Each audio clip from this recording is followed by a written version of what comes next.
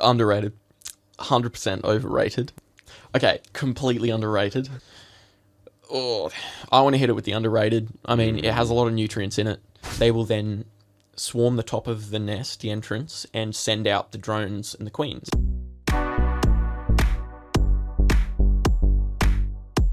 Welcome to the Big Small Podcast, where I speak to adventurers, advocates, and authorities in nature, and we talk about the small things in life's big picture. I'm your host, Jaden Lunt, and in today's episode, we primarily talk about freshwater fish keeping and ants. That's right, A-N-T-S, ants. I do think your eyes will be opened to the amazing world of ants after this episode.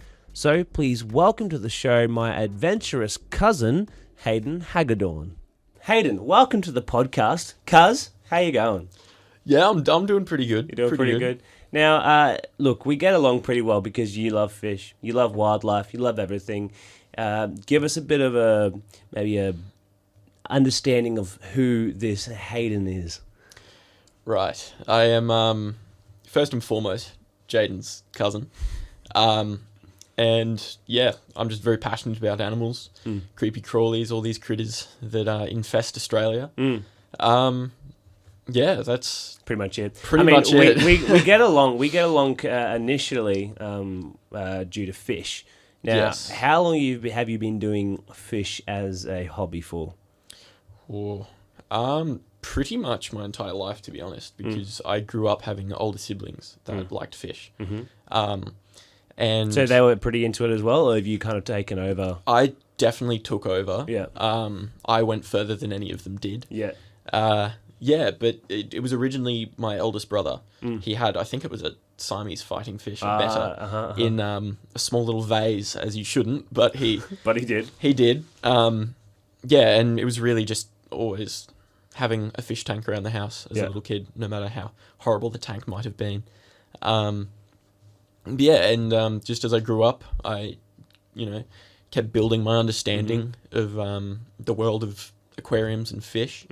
Which I would say you have a very large database on it. You're only 19? Yes, 19. Yeah. So only 19. You have a pretty good knowledge of fish, and not just fish, which we'll touch on in a moment, surely. So you've big family. Yes. A big family. We are from a big family. And then your siblings, they were interested in the wildlife, into the fish. Is it wildlife in general, or just the fish, and then you kind of expanded that? It was definitely more fish, but birds as well. So it was birds and fish. Right. Aquarium life. Right. Yeah. Okay. So aquarium life, and then you also had a period of time a couple of years ago that you had a fascination with ants. Yes. Can break it down for us why ants were cool to you, and why other people might find ants entertaining. That was a good one. Yeah, I don't know. Because I remember it was when I was around grade 8. So I, all pretty much just gotten into high school. And I was, I went through phases of being interested in aquariums. Yeah. And after that phase ended, I was like, I need something else to be interested in. Yeah. So I went outside and I was like, ants. And yeah, they're just tiny. They're everywhere. Yet they're so complex. Like the caste systems they have. What is a caste system? So like hierarchy? Yes, like the hierarchy and everything like that. It's just incredible in how they're so intricately designed, and everything about them is just fascinating. From the way they hunt all the way to how they raise their brood. Which the brood is the eggs and young. So eggs, larvae, pupae. And and just how it's a massive matriarch. That the queen doesn't necessarily run, but a lot of the workers also run. It's very fascinating, and just the dimorphism in ants. Like you could be looking at one and look at another, and they're just two completely different creatures. Yeah. And it just blew my mind. Yeah. My little young teenage mind. So I thought, hey, I'll get into this. Get into it, yeah. And you bred them? Did you breed them for a while? I know you used to capture and sell. You can't necessarily breed ants. Right. You have to go out and catch wild ones. And that was the other part.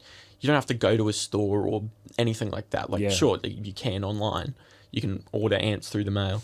But you didn't have to do that. You could just wander outside at the right time. Yeah. Oh, look at that, there's an ant.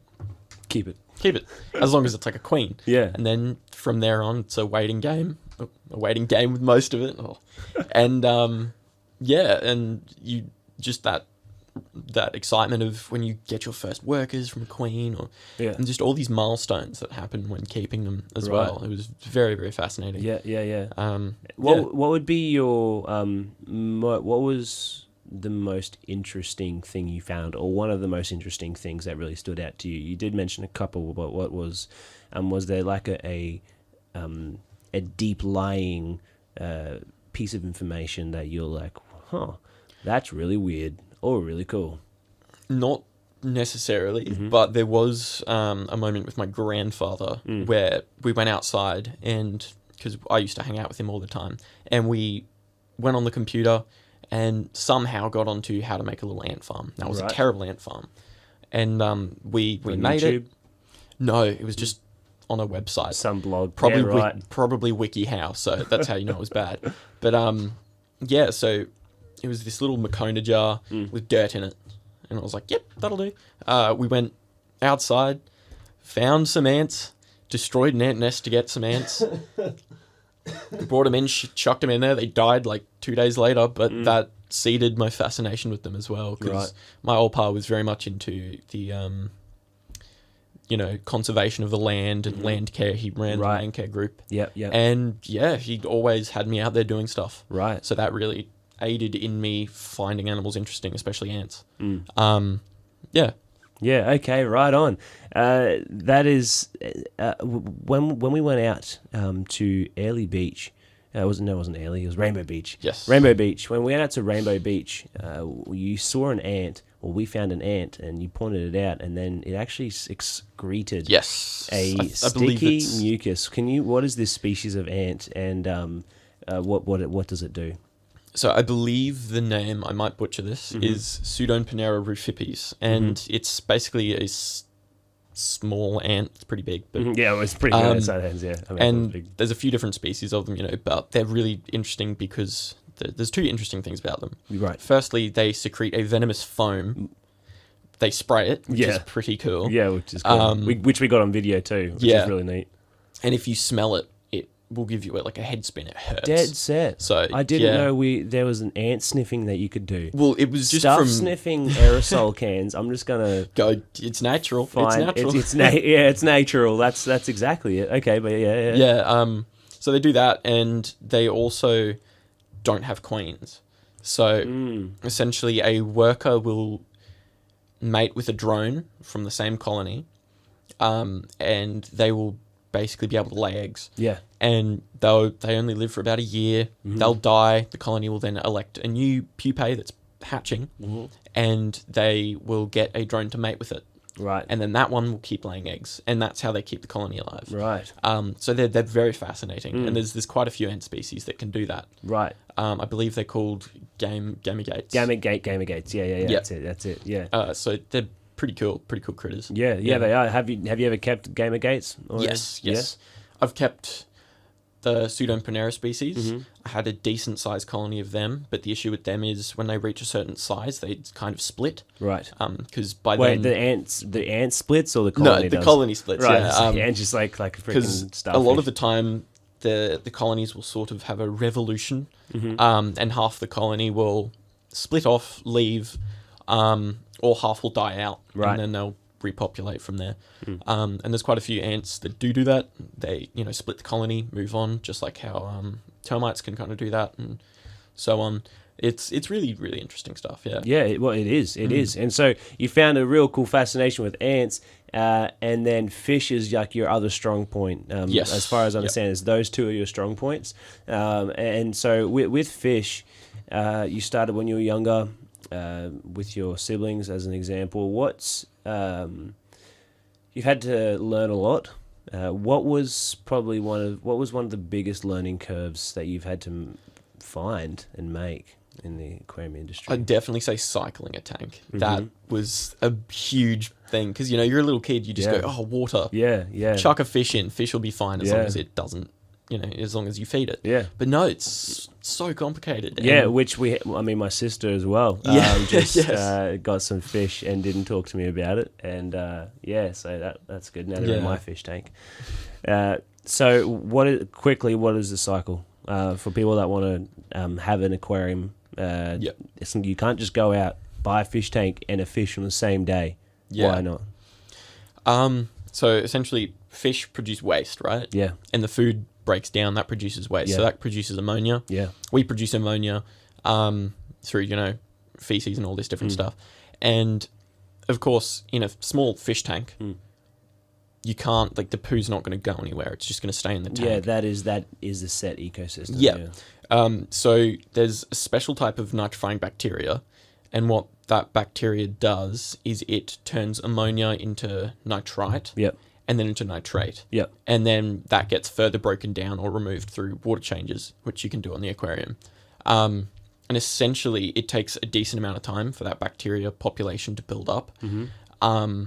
And they basically help keep your fish alive by removing Bacteria all this. is important. Yeah, by removing all this toxic Waste in the water. Yes. And that's a massive thing because a lot of aquarium stores won't exactly tell you that, or pet shops, they won't exactly tell you that. They'll just go, because they're happy to sell something. Yeah, and they're making money either way. Yeah, that was one of my experiences originally. Yeah, unfortunately. Yeah, fish, everyone's made that mistake with aquariums, and that's the big thing where if something bad happens, you don't just go, oh no, that's terrible, and leave it. That's a learning curve that you learn from. You keep going from there. You just try not to do it again. That's just mistakes in general. Yeah. And so growing up, that was just something that did not stick in my little brain. Yeah. That you need to wait 2 weeks And so you just kept cycle the tank and do all this stuff. Euthanizing fish. Euthanizing. Not really. I mean, somehow majority of them survived, but probably would have been a pretty sad existence. Yeah. Unfortunately. Yeah, but hey, that's part of the growing and learning experience. I mean, I didn't have anyone to really back me up, and so I can willingly say that I have ended many a fish life a lot shorter than it should have. Yeah. Not through lack of trying, but just because I didn't know, and so that's why information is important. Which, I mean, YouTube, so good that YouTube as a platform, people are able to create tutorials and teach people through that. Just such informative videos that you can point people to as 100%. Well. You can learn from it, and then you can share it. Other people can learn from it, and that's such a huge thing. Because with the ants, I knew nobody that liked ants. So I'd learn everything just from very niche. Stuff thing. I just learned everything from Google, YouTube, reaching out to other people who did like ants, and just learning. Yeah, with the people that like ants, is there much of a community around ants? Surprisingly, yes. Yeah. Especially on Instagram, and there's Facebook groups and all this different stuff that you can just join and learn from other people. Yeah. It was a really big thing about 3 or 4 years ago. Right. Prior to COVID, it was pretty big. Yeah. And then it declined a bit, and that's kind of when I lost interest as well. I see. Yeah. But there's still loads of people that are into it, and surprisingly, you can make a good, decent amount of money off catching and selling ants. Surprisingly. Yeah. So. Yeah. Well, you're the only. You've so far the only, the second person that has been fascinated and interested in ants to a point, catching, selling, making money from it to some extent. I know you did sell. Did you sell a couple? Oh, I sold a lot. Yeah, you were into selling, and then there was another guy at Pet Barn who started talking. Oh, really? Yeah, and he came in one day, and we just started talking about ants. And so it turns out he liked ants, and then came in, showed me a couple of ants. I was like, that's an ant, and it's not because I didn't not care, I just didn't know. No, yeah, because there's so many different species. Yeah, they're all just going to look somewhat similar, and you're like, okay, cool, that's an ant. Exactly. I mean, that was a big thing for me to get over as well when I first got into it. It was like the tiny black pavement ants, the Iridomyrmex bignelli. But you look at them, and then you look at a large species like Myrmecia brevinota, which is, I think, the biggest species in Australia. They get to 3.5 centimeters. They're huge. You look at them, and you're like, yeah, they're different, but they're just ants. Yeah. what's fascinating about them. But yeah, if you just look further into them, you research, different habitats, different living environments inside the nests. Some colonies use springtails and different small microorganisms to help as clean the crew. nests. Dead set, eh? And some of them just use aphids and stuff as livestock, essentially. Yeah, to the point where there's some species of ants that actually, because ants go on a nuptial flight, they raise queens. Nuptial flight? Yes. So essentially what that is when a colony is ready to breed with other colonies, what they'll do is the queen will start laying drones, which are males, and queen eggs. And they're called elates. And basically they'll go through the larval stage, pupate, and then after heavy rain when it's dried, but still the ground's soft enough to dig in, they will then swarm the top of the nest, the entrance, and send out the drones and the queens. And they'll then fly off, land somewhere else, mate with another colony's drone or queen. And then that queen who is fertilized will then dig and basically make another colony. Yeah. Near the other colony or in a completely different separate location? Different location, yeah. Right.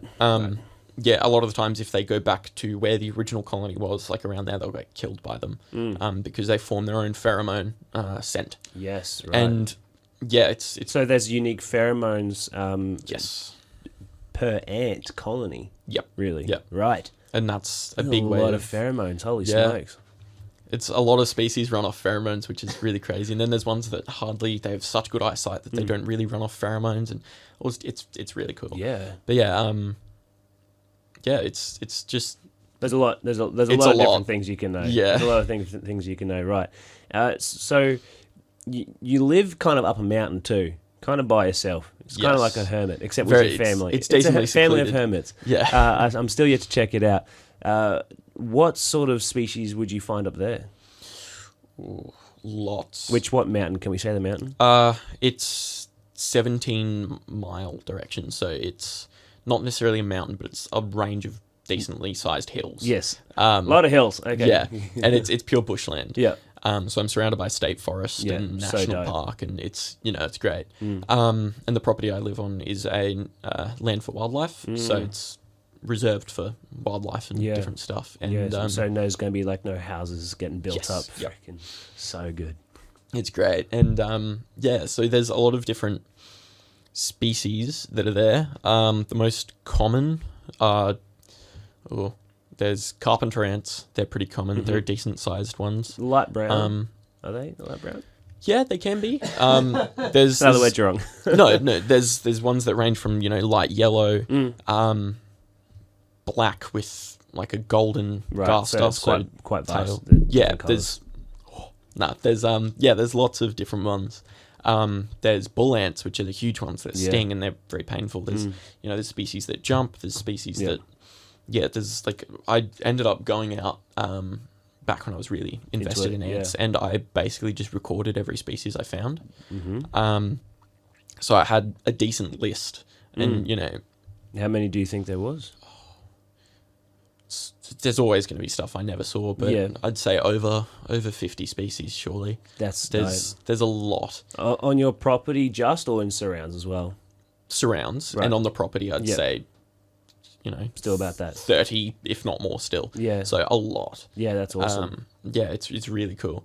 And because I'm basically, there's valleys and there's ridges everywhere, and it's just the slight variation in habitat has completely different species. Yeah, okay. And it's just so interesting to see these tiny little microhabitats that some thrive in, that some don't, like super sandy substrates. A Phanegaster, a bunch, we saw them in the video. Yeah. They thrive in sandy substrates, and they make little funnels, and that's what they're called. They're called funnel ants. Yeah. They make funnels in their nests, and they have huge trap nests. stuff. Is that trapping? So bugs will walk along and they'll kind of like an antline. Yeah. So there's those ones, and they thrive, super sandy areas with grass trees, and then you go to another spot that's more bushland, more leaf litter, fertile soil, and there'll be bull ants with big mounds, which are huge mounds. Yeah, that you don't want to step on. No, if you step on them, you'll go through them and be swarmed. I've done that once when I was little. it was horrendous. Learning curve. That's definitely a steep learning curve. Definitely. Yeah, and so yeah, you've also got up there pausing on the fauna, going to the flora. I know that you have a species of fern that is only found. Is it a fern that is only found up there? Yeah. So you've got a unique. it's a subspecies. Yeah. So you've got a unique species of flora as well. What sort of habitats do you have up there? So first and foremost, mainly it's sandy soil, sandstone rocks, gum forest. So it's a lot of it's eucalypt. And then out towards the ridges, you get a lot more protruding sandstone stones, and it becomes more sandy. And then that's normally where that fern is. It's called a koala fern, and they are very, very cool. That's the subspecies. Yeah, I was going to say the species name, but I forgot it. That's okay. You don't need to flex on me that hard. So they're very, very cool. And then you move on from there. If you go down the valley more, it becomes almost subtropical. Yeah. Like the ground will be wet even in drought. Like at the moment, the ground would be soaked. And down there, there's natural springs on the property. Which you got native rainbows on your property as well, or is it nearby? Unfortunately not. No, that's nearby. Yeah. But there's lots of bird species, and because at the moment I've got wildlife cameras out there, I'm working with a few people that are doing conservation. Cool. And logging through iNaturalist, which is a really good app for looking at where species are in Australia and around the world. Bird-wise? Or just any species. Yeah, it's such a huge database. What was that logging? iLog? Oh no, it's just called iNaturalist. Oh, iNaturalist. Yep. Oh yeah, right. iNaturalist, yes. And so they're working with that, and with the cameras we've seen, I think it's 2 species of bandicoots, bush turkeys, which are everywhere, a bunch of different species of wallabies. I think there was 2 different species of kingfishers, because there was the kookaburra. There's tawny frogmouths. There's all these different species. It's really great. But the most notable, I'd say, is the powerful owl, which is I think it's one of Australia's. I think it's the largest species of. The largest species of predatory owl. Yeah, and it's such a cool species. I've only ever seen them, I think, once in real life. And so, are you guys trying to figure out if they've got a host tree somewhere? Sort of. So we had audio recorders, and we put them out in the middle of a ridge overlooking 2 valleys, because our thinking was the valleys will be where they're nesting, and they'll fly through, and you'll get the sound coming up. I haven't heard any, if we found any in the recordings yet. They're still going through it, because it was out there for about a month. So that's a lot of audio. It's a lot of audio to go through. Damn. Battery. Yeah, it was still running when I found it, so it's great. But yeah, so the powerful owls, I've seen them, I think, once, and that was when I was really little, and they are just stunning. But they live more down the tropical area. Ferns, huge eucalypts, just a bunch of different. So all that incredible old growth sort of stuff is what they hide in, or live in. The stuff that's sort of less likely to get burnt through, I'm pretty sure. Yeah. So, because that's a big thing with where I live as well. All of it's eucalypt forest, so every now and then a fire comes through. Yes, which you said you had one nearby you right now, even, right? I think it's out near Mount Cross, which is pretty nearby to where I live. Yeah. And have fireys going up and down the road I live on, so it's pretty interesting. But it's not much sleep. I mean, long driveway. Yeah. So long driveway. Yeah, being out there, and look, with all this knowledge and fascination with wildlife you have, is there any base from which this kind of all started? Was it just because you had an interest in fish because your siblings were interested in fish, and then it just kind of barrel rolled from there because you realized how cool all this wildlife is? Or did you have people around you, or people that you looked up to, that kind of instigated that and what's the word? Fertilized that passion. Planted the seed, which grew. Yeah. 100% my opa, so my grandfather. Yeah. he was, as I said, into land care and all this different stuff. So I grew up going out with him to areas, because he used to do lantana spraying, which is a really invasive plant. He used to do all this different stuff, and I'd, hang out with him all the time. So he'd teach me some stuff, and it just blossomed from there, because I really valued the time I spent with him. Yes. And of course, he took me out there, and it was something that we did together. So it's something that really stuck with me. Yeah. And then from then on, with my siblings as well, them having a lot of interest in animals and all this different stuff, and then learning, later on in life that I have cousins that are really interested in it as well. It's just, And then location-wise, being within that amazing location, because you've been there whole life. Yes. Yep. Yeah. Oh, so good. Yeah. So much diversity that you've been exposed to just by looking out your front door. Really. Yeah. Because it's quite spectacular. When I was a kid, you see a lot of now, like, kids growing up on video games and all this stuff. And, I played video games when I was a kid, but I spent majority of my time outside mucking around with sticks and, going out, finding a scorpion under a rock and being like, oh, what's that? And then going back and researching what it is and realizing, I probably shouldn't have been poking it. And I even did that at one of the family reunions we went to. I found a white crowned snake. Yeah. And I had no idea what it was, so I was just playing around with it. And then afterwards I researched it, and I'm like, oh, they're venomous. But, not very likely to bite, but still. Never been bitten, never seen, I don't even think I've even heard of anyone being bitten by them guys. Yeah. But it's just finding stuff and being like, oh, this is really cool. Yeah. And then going and researching it. Like, it's just getting out, fascinating. Experiencing it, and then looking into it, not kind of just looking into it, and so much to know, really. Where do you even start? But if you get out there, then you kind of experience... And you find something, then that's something to instigate it, look into it, Exactly. So instead of, instead of going to uni... No hate on all the uni people, right? No hate on the uni people.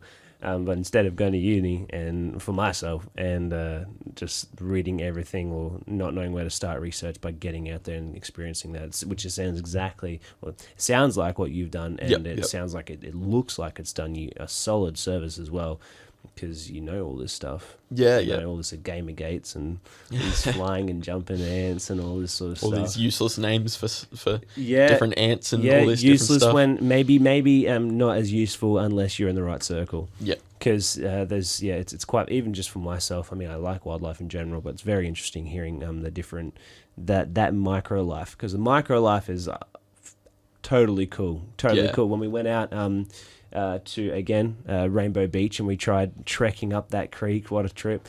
You were able to point out a couple of the mosses and that carnivorous plant. What was that? What was that called again? Sundews. Yeah.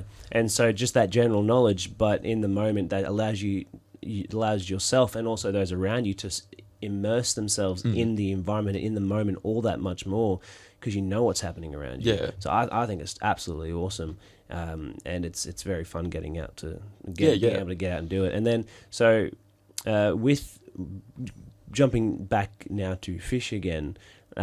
What sort of tanks you got? What you got running at this point? Okay, so I've got two 2-foot tanks, and a 3-foot, a decent size 3-foot, and it is so the big 3-foot I have is a Hillstream tank. So Hillstream is from really fast rivers. Yes. Usually in Asia. Yes. I have another one of the 2-foots is also a breeding tank for Hillstream aquarium, and then I have a small heavily planted tank, which I have pea puffers in. Yes.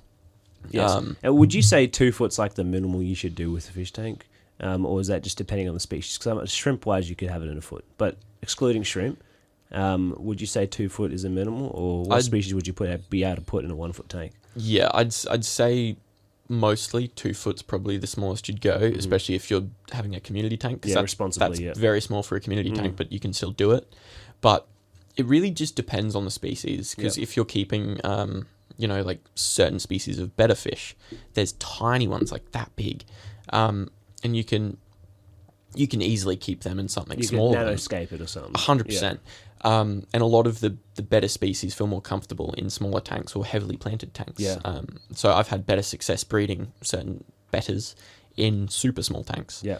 And then there's, other fish which you wouldn't dream of putting in a tiny tank. Like that would just be a bit sad for them. Yeah, it'd be very sad. Look, very sad and disappointing. Why better fish? Why shouldn't they go in little vases?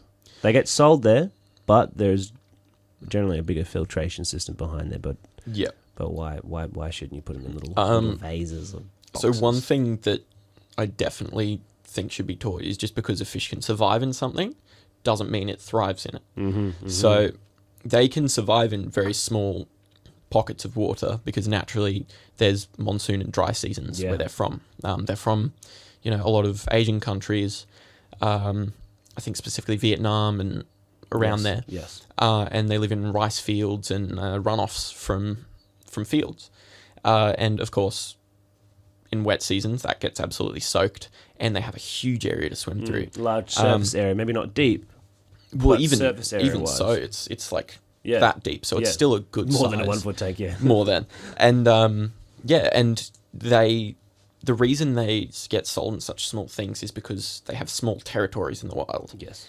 And I mean, unless you're keeping more than one betta fish, you don't necessarily need a huge tank. But they kind of get carried away with that and say, well, one betta fish, tiny little vase. Yeah. In cold water. No That's heater. that's another thing. Because in a lot of Asian countries, there's subtropical and tropical climates. The subtropical ones, they can reach pretty low temperatures, but it's not where you'll find bettas. They're from tropical areas. They, do generally like a higher temperature. Yeah. And then there's large species of bettas, which are mouth-brooding ones that get very big. They do somewhat like subtropical temperatures because they're from highland streams. So it just depends on the species you're keeping. Yeah. So it's important to have having species-specific knowledge. Yes, Not very getting much so. Caught Yeah. up with just, it's a betta, so it's fine. Yeah, and majority of the bettas that are sold in captivity are betta splendens, which are the fancy-looking ones, Yes. the domesticated bettas. Crown tails, fan tails. 100%, yep. The short fins. They're the Yep. three mains that I see. And they... Tail tails, sorry. Yeah, and they're pretty aggressive towards others. And that's just because they have a territory. They're aggressive if something enters their territory. Defend. In such small tanks, it's hard to establish territories, stresses out, and often they'll fight to the death, unfortunately. Yeah. And that's one reason why a lot of people say, don't keep bettas with anything. Yeah, or with each other. Yeah. With each other. Yeah. But there's species of bettas you can keep together. Like Betta embellus, they're a small betta. They're stunning. You can usually keep them in smaller groups or trios, so pairs and trios, one male, two females. You can 100% do that. But if you did that with the regular ones that you find in most stores, wouldn't end well. Yeah. It wouldn't. I don't advise it. Yeah, in regards to stores, from your experience, when do store clerks focus more on knowledge or sellage? I find it definitely varies on whatever store you go to. Yes. So, and depends on the person who's selling it to you. Right. So if you go to a large chain one, like Pet Barn, places like that. Yeah. Unless you have someone who's really knowledgeable selling you stuff, a lot of the times they'll just sell it to you because at the end of the day, it's a chain. They're making money, And they're just doing their job. They got their basics, Exactly, and then exactly. unless And they're really passionate about that section, they may not know yeah, the extras. 100%, yeah. And I find the specialist stores, they normally have cooler fish in as well, but they have so much knowledge. Right.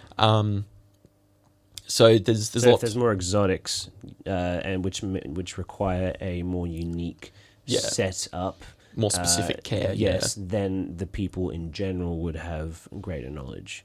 Hopefully, yeah. Yes. Okay. As well as family-owned stores or stores that are owned by a single person. Yep. They're usually doing it out of their own passion. So you can somewhat trust the information they give you. Yep. It's also, a good idea to be honest with the person you're talking to in the Yes. store. And if Yes. if they have knowledge they're trying to tell you, or they're trying to tell you about requirements of something, take that on board. If you don't, you won't know, and then if you kill something accidentally, you wouldn't have known. Yeah. And for example, again, my said sibling, Yep. whose fish I now have, the clerk sounded like he was trying to tell her the information, and then they didn't listen. She didn't listen, and now we've got a fish in my tank, and they don't have a tank that's set up in time. But yeah, so listen as well. Don't just rely on the people that you know, because there might be more to the setup process anyway. But yes, and perfect example. Yeah, and there's so many different fish as well that require different variables.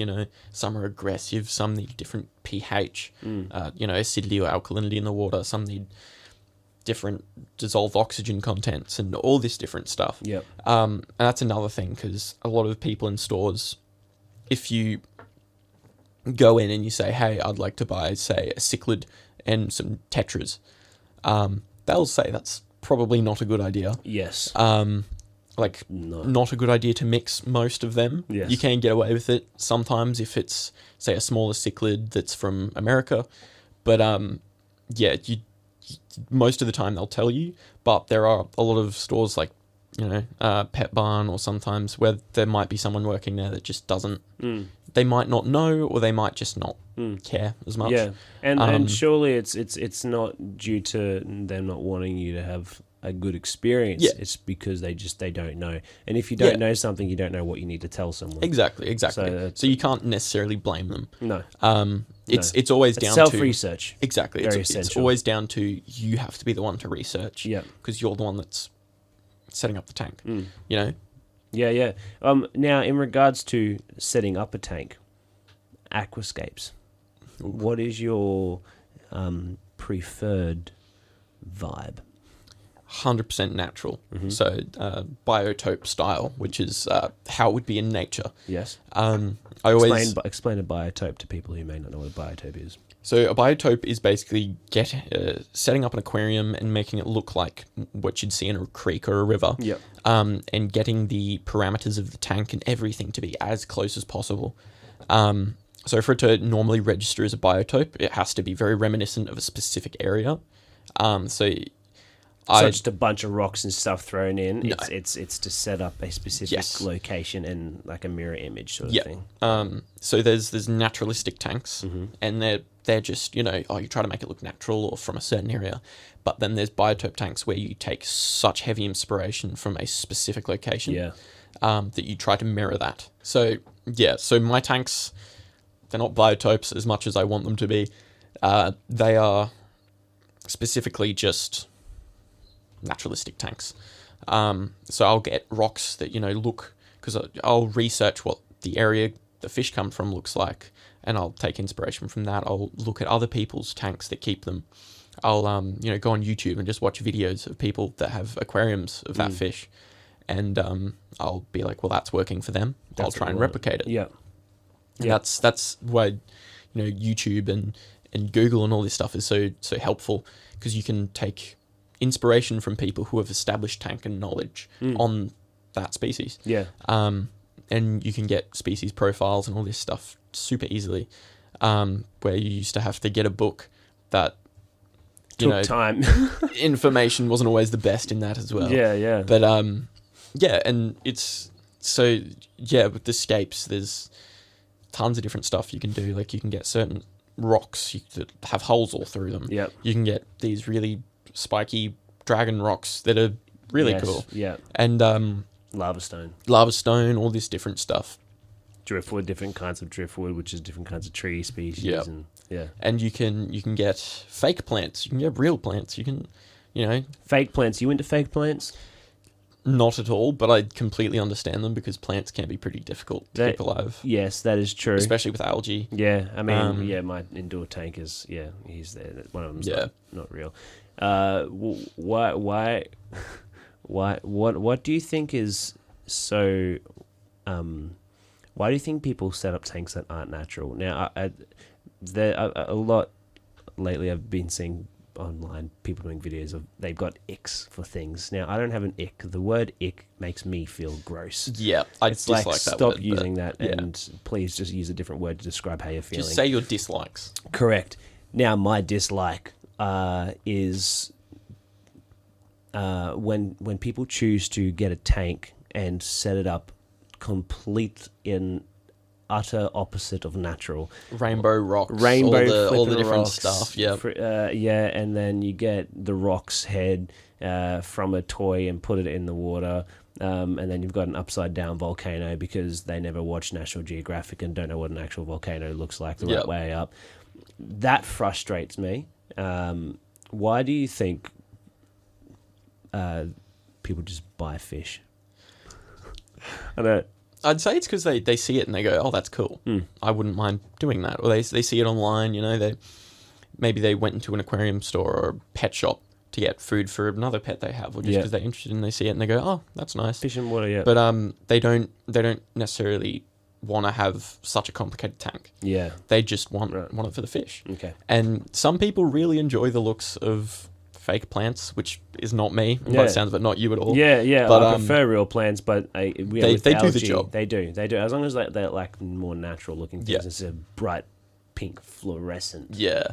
And there's a whole thing going around as well of fish that are genetically modified to have those colours, the glowfish. Yes. Yeah. I don't necessarily see the appeal, but I do understand how people get that, you know, especially little kids or, you know, because it's super bright, colourful fish. You can get that in nature, but not to this extent. Yes. So I definitely see where they're coming from when they like that stuff. I just, not my thing. And it frustrates me a little when I see tanks like that, but I take a step back and I go, well, that's how they like it. Yeah. Doesn't matter how I like it. Yeah. It's their tank. Responsible. Look at that. Good thought. Good idea. Good plan. Now, talking about planning, actually, presently, you work on a rat farm. Yes, I do. Yes. And then you're looking also to potentially get a gig in a fish stall. Yes. It's pretty cool. Sounds Hopefully. like you. Now, looking past these two things, what other fields are you looking at getting into? Oh, really got me on the spot with this one. Yeah. Ideally, just something to do with fish or freshwater ecosystems. Yep. So I think it's ichthyology or ichthyology, something like that. And that's basically just a form of zoology with fish. Aquathology. Pretty much. And I mean, if I don't go to uni and study that, working in a specialist aquarium store or something like that, that's pretty spot on because, you know, it's working with fish. Yeah. But, I don't know.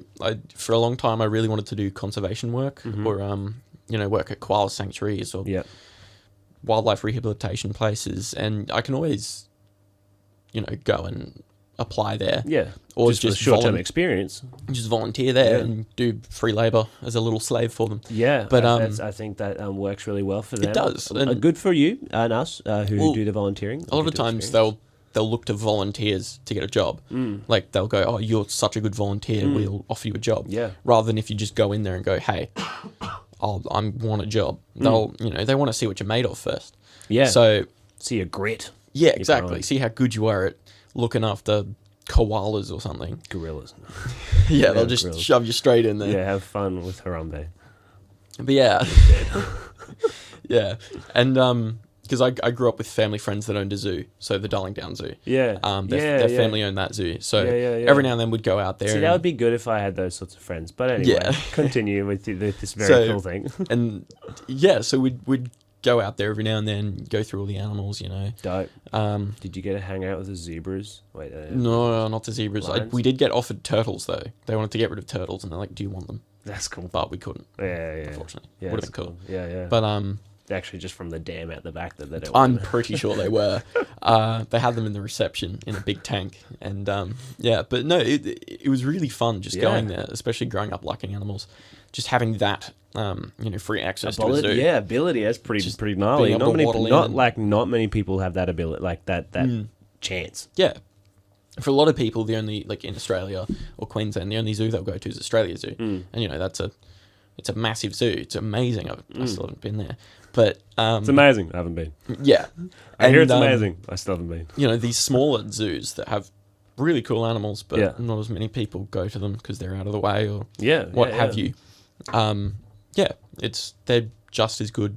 So, but yeah, going out there, growing up with that, really also inspired my passion. So for a long time, I wanted to be like a zookeeper or something, and that's still on the cards. Yeah. So I don't know.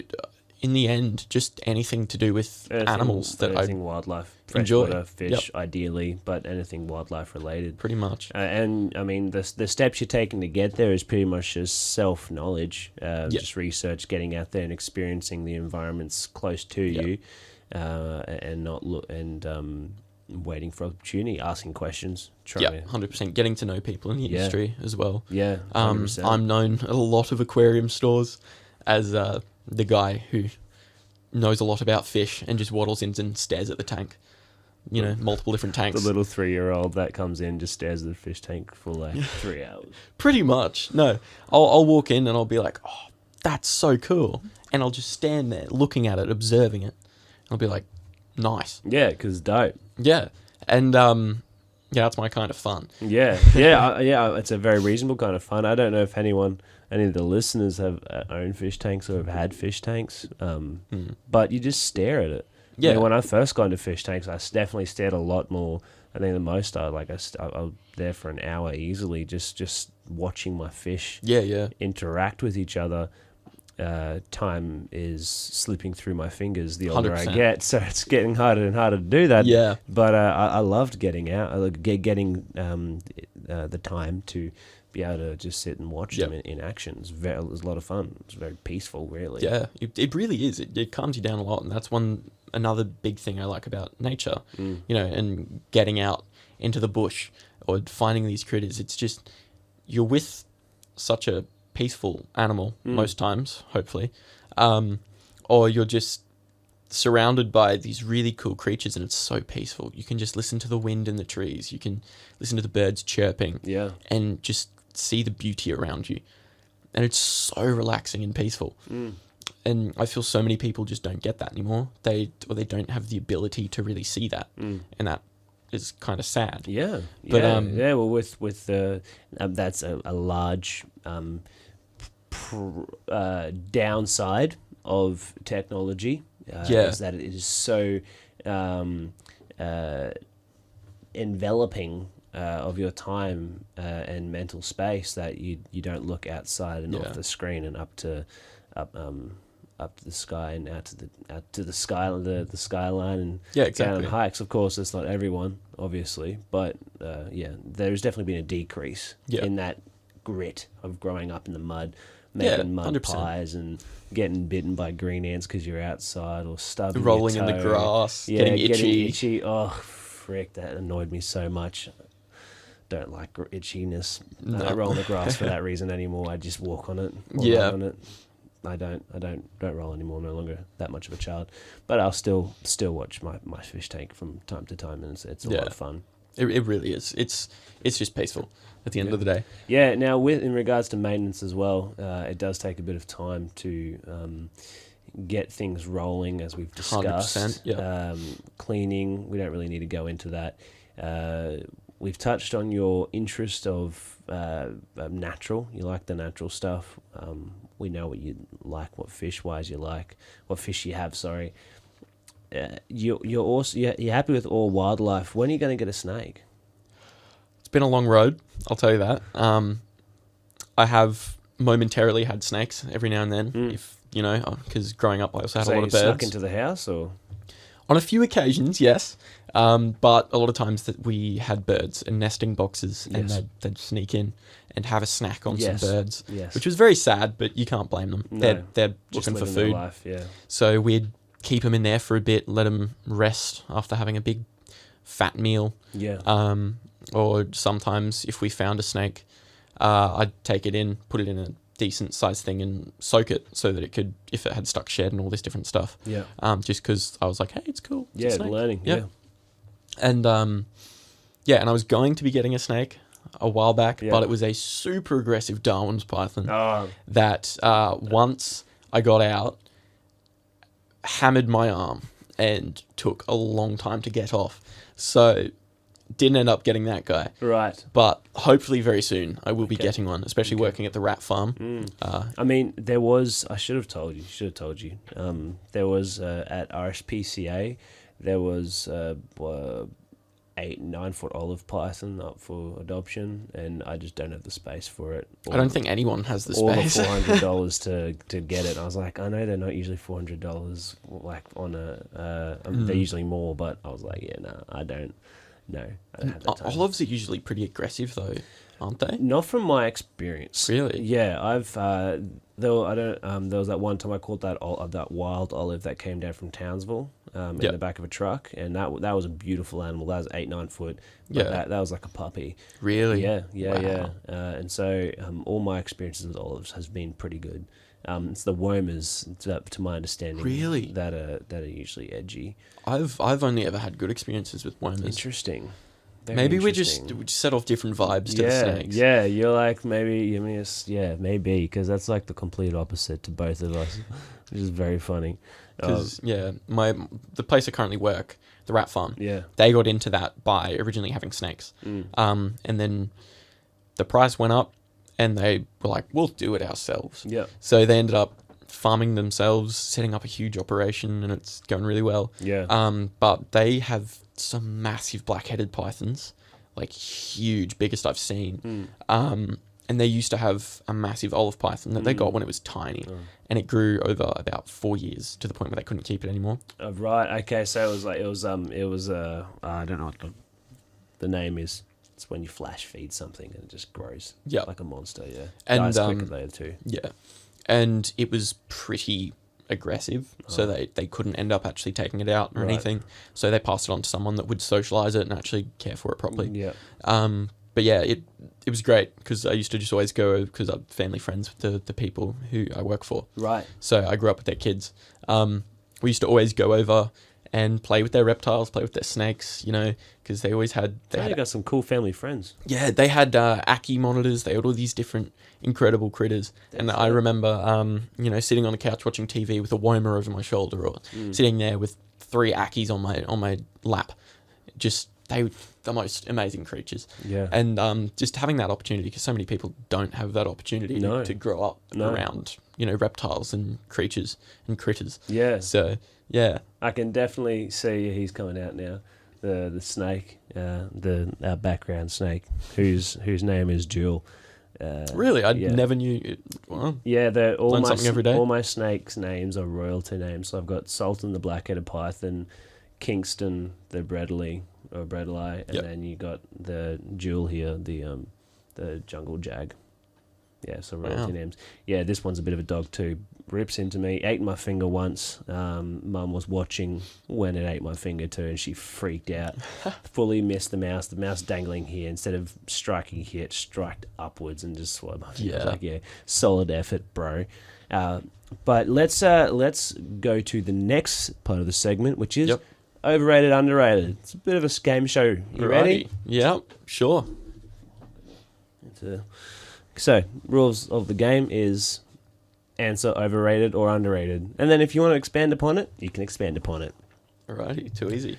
So, too easy.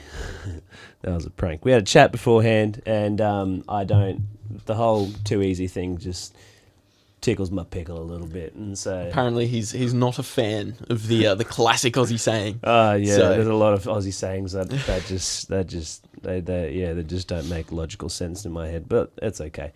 Okay. Number 1, overrated, underrated natural aquascapes. Underrated. Yep. Okay. 100%. Okay. Which we kind of touched on. Number 2, relying on just bristlenose, snails, and other cleaner species to do the work.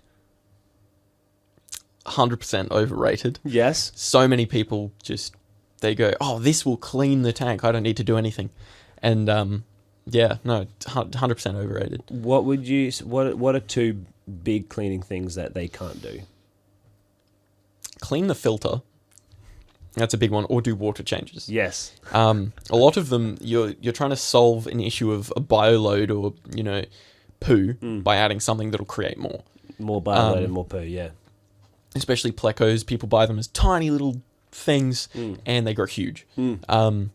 And same with bristlenose and stuff. They just poo so much. And all they do is clean a little bit of algae off the glass. It's a big...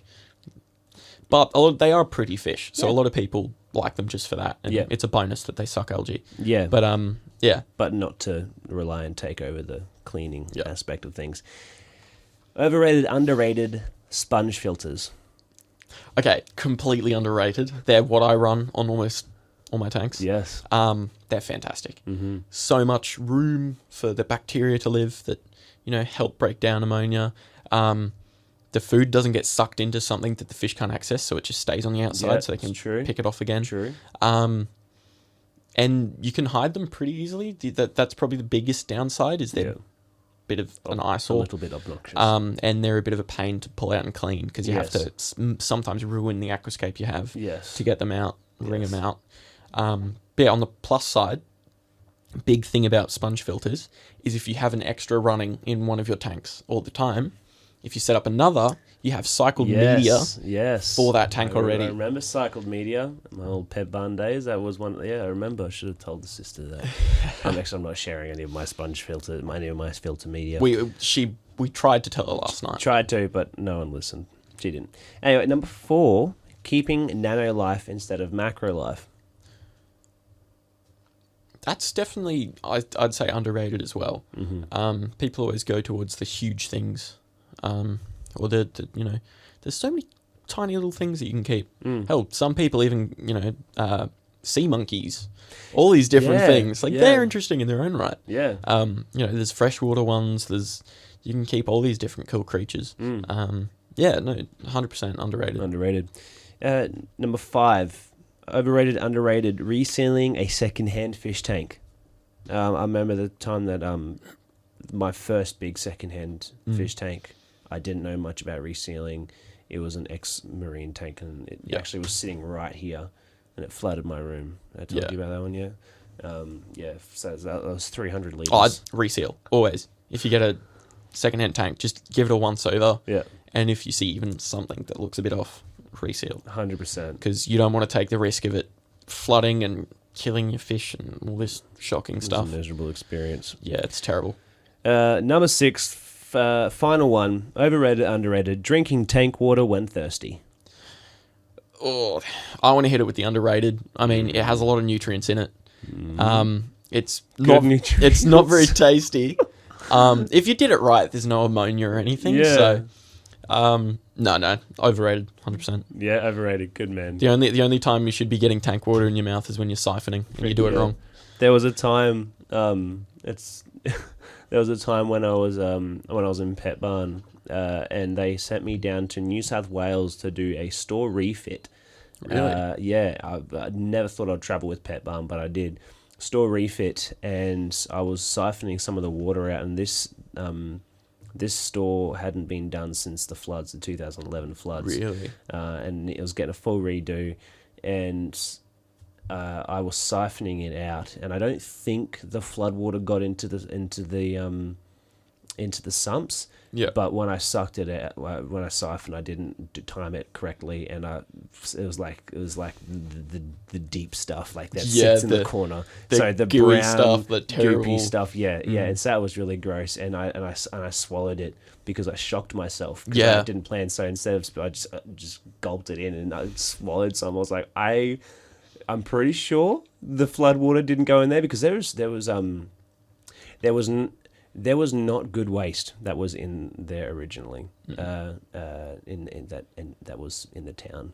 If you know what I'm saying. No, yeah. And so I could have gotten gonorrhea or something. Well, I mean, but I didn't. You were improving your immune system nonetheless. Exactly. So. Yeah. Now, as we close, as a young guy, 19, what sort of standards, way of life do you look at, if anything? Oh, it's a very hard question. Yes. So, bit of context. Is this towards a partner, like interest in partner, or just friends? Or? Just friends. Yeah, just friends. Just anyone. I mean, if you're interested in someone, you can break this down for us, bro. This is the first I'm hearing of it. But yeah, so someone who maybe like people who are running a zoo. or people who are running a reptile rehabilitation center, and you look to them as someone where you want to be like and what you want to do, what are some of those traits that you look for or would see as something valuable? Yeah. First and foremost, definitely kindness, just being a nice person in general. Yep. Easy to talk to. That helps. Knowledgeable, very knowledgeable on what they're doing. Yep. And just fun to be around generally. Because normally, if you're a good person, fun to be around, and know your stuff, you'll be, you'll get along with a lot of people. Yep. Sweet. Yep. That easy. Well, Hayden, thanks for coming on the show. It's been great having you on. One of the cameras turned off. That's fine. That one's still on, so it's okay. And there's a couple trips that I've got in mind that I've spoken to you about that I'd like to get out. And always down for a trip. Frick yeah, we're gonna go knee deep, waist deep, and head deep down a creek again and get stabbed. Fantastic. With no shoes. I can't. I'll bring shoes this time. Bring shoes. I'll bring shoes. Good. I bring shoes. But thanks for coming on, bro. Thanks for having me, man. It's been great. Thank you for listening, and I hope you enjoyed this episode. If you found value in today's episode, please share it around. It would help me out greatly and lets everyone know what's happening down here on the Big Small. Otherwise, if you would like more information, head over to www.thebigsmall.au, and I look forward to seeing you in the next one.